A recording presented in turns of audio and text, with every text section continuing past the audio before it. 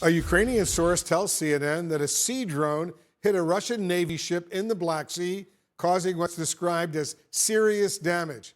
CNN's Nick Payton-Walsh is covering the story for us in Ukraine. The footage is grainy and dark. Then the target comes into view. Russia's Olengorsky Gornyak amphibious assault ship. An unmanned attack drone approaches its target. 450 kilograms of TNT detonates, and the feed cuts out. One of the most critical turning points of the 17 Russian naval vessels sat in the darkness, their fuel lines connected, their defenses down, completely vulnerable. They had no idea Ukrainian forces were watching every single movement. What happened next would change the entire naval balance in the Black Sea forever. Picture this, it's 2:47 a.m. The Russian Black Sea Fleet has gathered at a supposedly secure anchorage near occupied Crimea. 17 ships, frigates, patrol boats, landing craft, support vessels, all clustered together like sitting ducks. They're refueling from a massive supply tanker because fuel is running critically low. The commanders think they're safe. It's the middle of the night. They're far from the front lines. Their air defense systems are partially powered down to conserve energy during the refueling operation. This is routine, right? Wrong. Ukrainian intelligence has been tracking this pattern for weeks. Every few days, the Russian fleet needs to refuel. They always do it at night. They always think darkness protects them, but modern warfare doesn't sleep, and neither do Ukrainian surveillance drones. High above the Black Sea, at an altitude the Russians can't detect, Ukrainian reconnaissance drones are capturing every detail in crystal-clear infrared. The heat signatures from 17 ships light up the screens like a Christmas tree. Ukrainian military planners see this live feed and realize something incredible. They've got the entire fleet in one place, at their most vulnerable moment. The clock starts ticking. Ukrainian commanders know they have maybe a 2-hour window before the refueling is complete, and these ships scatter back to their defensive positions. 2 hours to plan, coordinate, and execute what could be the most devastating naval strike of the entire war. The decision is made in minutes. This is the opportunity they've been waiting for. Here's where it gets intense. Ukraine doesn't have a traditional navy anymore. Most of their ships were destroyed or captured early in the war. But what they do have is something the Russians never prepared for: a deadly combination of Neptune anti-ship missiles, naval drones, and tactical ingenuity that's rewriting the rules of naval warfare. The operational plan comes together fast. Launch Neptune missiles from mobile coastal batteries to overwhelm their air defenses. Send in naval drones, those small, explosive-packed speedboats, to hit ships the missiles miss. Coordinate everything to arrive at the target simultaneously, giving the Russians zero time to react. At 3:15 a.m., Ukrainian mobile missile launchers move into position along the coast. These aren't sitting in permanent bases where Russian satellites can spot them. They're hidden in civilian-looking trucks, constantly moving, impossible to track. Each launcher carries Neptune missiles, Ukraine's homegrown anti-ship weapon with a range of over 300 kilometers. These missiles fly low, just meters above the water, using terrain-following radar to stay invisible until the last second. The targeting data is already uploaded from the surveillance drones. Every ship's exact position, speed, and heading is locked in. At 3:34 a.m., the first wave launches. 4 Neptune missiles streak toward the target, their turbofan engines pushing them to nearly 900 kilometers per hour. They're flying so low that Russian radar systems completely miss them until they're less than 30 kilometers away. When the Russian ships finally detect the threat, alarms blare across every vessel. Crews scramble to their stations. Air defense systems power up. But here's the problem: they're still connected by fuel lines. They can't maneuver, they can't scatter. They're trapped in a kill zone of their own making. The Neptune missiles arrive first. The lead missile slams into a patrol frigate, punching through the hull and detonating inside the ship's engine room. The explosion is massive, sending flames hundreds of feet into the night sky. The second missile hits a landing craft loaded with ammunition. When it detonates, secondary explosions rip the ship apart, sending shrapnel into 2 neighboring vessels.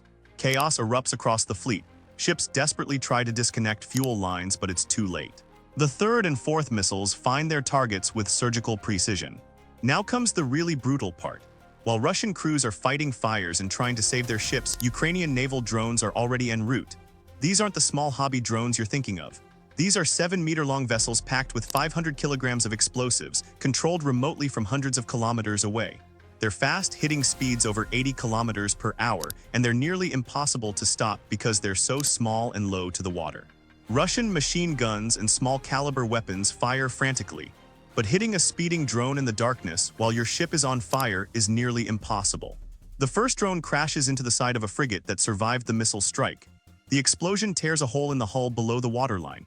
The ship immediately starts taking on water, listing heavily to one side. A second drone targets the fuel tanker itself, the floating gas station that's supplying the entire fleet. If that goes up, the whole anchorage becomes an inferno. Russian sailors know this. They're firing everything they have at the incoming drone. Tracers light up the darkness. But the drone operator is skilled, weaving the small craft through the defensive fire. At the last moment, the drone makes a sharp turn and slams into the tanker's portside fuel storage compartment. What happens next is catastrophic. The tanker doesn't just explode, it erupts in a fireball visible from 50 kilometers away. Burning fuel spreads across the water's surface, turning the sea itself into fire. Ships that were already damaged now face a new threat, being burned alive. Crews abandon vessels, jumping into waters that are literally on fire in some places. The Russian fleet's supposedly secure anchorage has become a death trap. Ukrainian commanders, watching the live feed from drones, can barely believe what they're seeing. In less than 20 minutes, they've inflicted more damage on the Russian Black Sea fleet than in months of previous operations. But they're not done. Intelligence reports indicate Russian rescue ships and tugboats are scrambling from Sevastopol to help. Ukrainian forces launch a second wave, 2 more Neptune missiles targeting the rescue vessels before they can even reach the burning ships. One missile scores a direct hit on a rescue tug, sending it to the bottom. The other missile forces 2 more support ships to turn back, fearing they'll be next. By 4:30 a.m., it's over. Of the 17 Russian ships in the anchorage, 4 are confirmed sunk.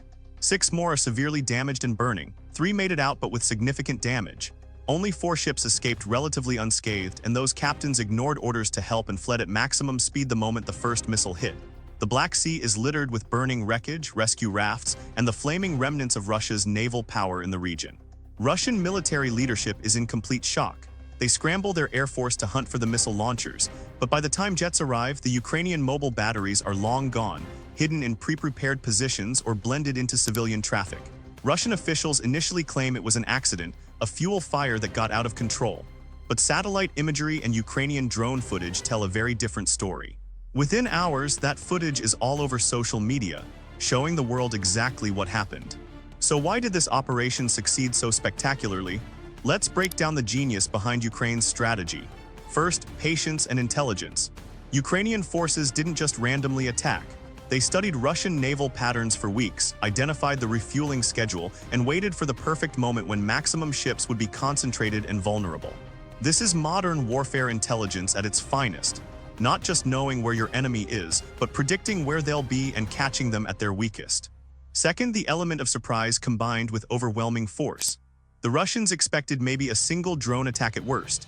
Instead, they got a coordinated missile and drone assault from multiple vectors, all timed to hit simultaneously. Their air defense systems, designed to handle threats one at a time, were completely overwhelmed. It's like trying to swat 10 flies at once. You might get 1 or 2, but the rest are getting through. Third, Ukraine exploited a fundamental vulnerability: refueling operations.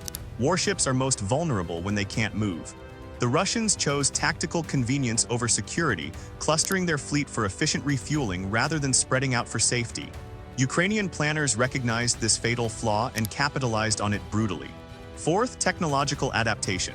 Ukraine didn't have a conventional navy, so they invented a new kind of naval warfare using land-based missiles and remote-controlled attack boats. These cheap, mobile, difficult-to-detect weapons turned out to be more effective against modern warships than anyone anticipated. A naval drone costing maybe $50,000 just sank a patrol boat worth $50 million. That's revolutionary asymmetric warfare. Fifth, mobile strike capability. Those Neptune missile launchers aren't sitting in permanent bases where they can be targeted. They're constantly moving, launching from unexpected positions and disappearing before retaliation is possible. Russia can't destroy what they can't find, and Ukraine mastered the art of shoot-and-scoot tactics that keep Russian forces guessing. The strategic implications are enormous. After this attack, the Russian Black Sea Fleet is effectively combat ineffective.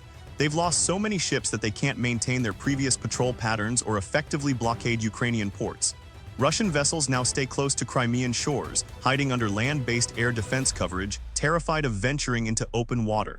The psychological impact is equally devastating. Russian sailors know that Ukrainian forces can reach them anywhere, anytime, even in areas they thought were completely secure. That fear degrades operational effectiveness more than any weapon system. For Russia, this represents a strategic disaster. They've spent decades and billions of rubles building this fleet. Now a significant portion is sitting on the bottom of the Black Sea, destroyed by a country that barely has a navy. It's humiliating on a global scale. For Ukraine, this is validation of their unconventional approach to warfare. They proved you don't need aircraft carriers and destroyers to dominate maritime operations. You need intelligence, innovation, and the courage to strike when your enemy thinks they're safe. Here's the broader lesson that every military in the world is studying right now. The nature of naval warfare has fundamentally changed. Traditional surface fleets with their billion-dollar warships are incredibly vulnerable to cheap, smart, networked weapons operated by a determined enemy. Ukraine showed that small drones and mobile missiles, when used with intelligence and coordination, can neutralize naval forces that would have been untouchable 20 years ago. The rules have changed, and most navies haven't adapted yet. This attack also sent a clear message to Russia's military leadership. Nowhere is safe. Not your air bases, not your supply depots, and definitely not your naval anchorages. Ukrainian forces demonstrated they have the capability and the will to strike deep into Russian-controlled territory and inflict catastrophic losses. That psychological warfare aspect can't be underestimated. Every Russian commander now has to assume they're being watched. They're vulnerable, and the next attack could come at any moment. So what does this mean for the future of the conflict? Russia's ability to project power from the Black Sea is severely diminished. They can't effectively blockade Ukrainian ports or threat amphibious operations anymore. Their remaining ships are staying close to shore, essentially rendered combat ineffective by fear. Meanwhile, Ukraine gains more breathing room for maritime operations, potentially opening new supply routes and reducing Russia's strategic options. The bigger question is this: if Ukraine, with limited resources and no traditional navy, can inflict this level of damage on a major military power, what does that say about the future of warfare? Are massive conventional militaries becoming obsolete? Can innovation and asymmetric tactics level the playing field against seemingly superior forces? Ukraine isn't just fighting for survival, they're writing the playbook for 21st century warfare, and the whole world is watching and learning. Think about it, what other assumptions about modern warfare are about to be proven wrong?